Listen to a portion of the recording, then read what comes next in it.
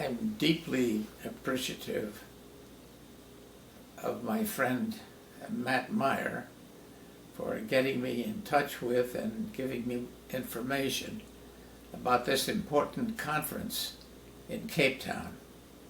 My greetings to all my fellow comrades who have supported the struggle in South Africa and elsewhere for a peaceful and nonviolent world.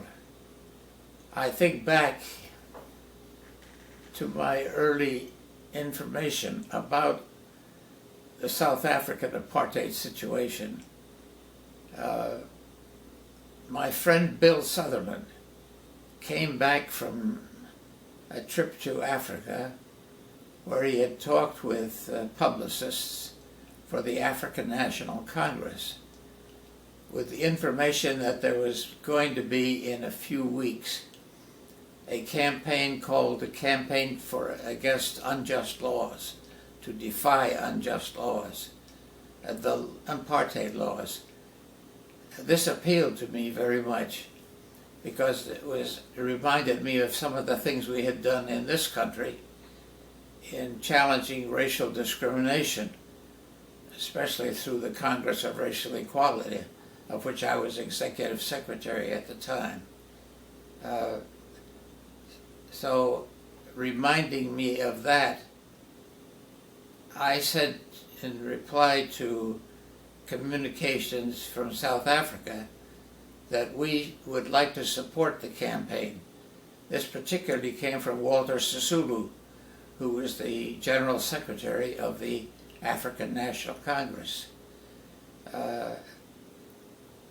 And so we set up an organization, an ad hoc organization here called Americans for South African Resistance, to support the nonviolent campaign based on Gandhian principles. I also had correspondence with Manilal Gandhi, who is one of the sons of Mahatma Gandhi, about the campaign and the fact that it was going to be carried out according to nonviolent principles, which Mahatma Gandhi had first practiced in South Africa himself, as well known from the record. At any rate, we set up Americans for South African Resistance to raise money for the campaign in South Africa,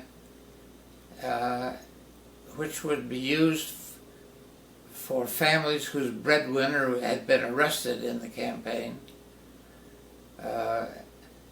and to help with bail or to pay the fines of those who had been arrested.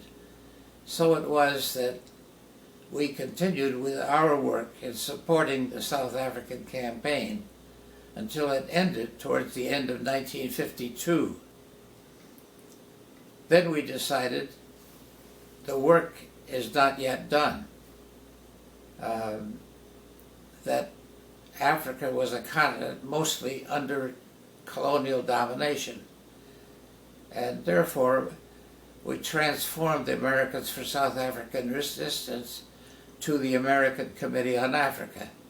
I became executive secretary or director, whatever the title was, of the campaign in this country to support what was being done in South Africa.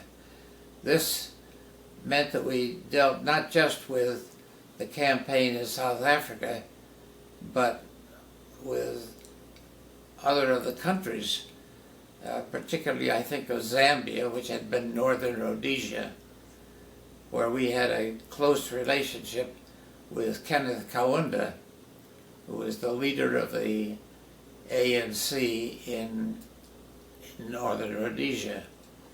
I think of Julius Nyerere, who was the president of TANU, Tanganyika African National Union, and the fact that they too were involved in a struggle for independence and freedom from the trusteeship basis under British control. This rule then was one which the American Committee on Africa tried to carry out for the remainder of not only the Defiance campaign in South Africa, but also the campaigns that were on against colonial domination in other countries of Africa. A high point in the struggle for independence and freedom in Africa, in a sense, was the holding of 3 All-African Peoples Conferences.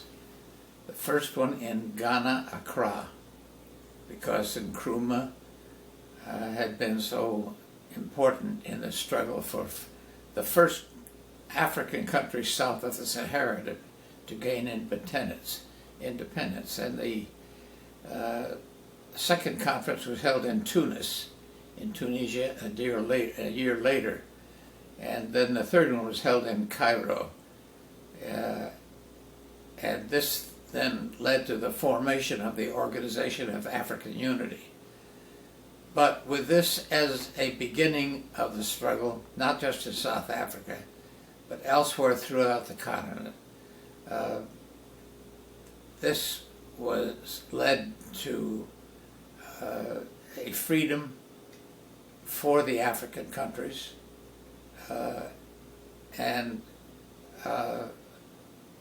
was important to us in the United States too, because it almost duplicated, in a sense, the struggle which was taking place in the United States in the civil rights movement, the freedom rides, and the various sit-ins which were held in various parts of the country, of which we were a part. Therefore, we know that, as in this country, the struggle for equality and justice and non-discrimination is not at an end. So it is not at an end in Africa or in South Africa.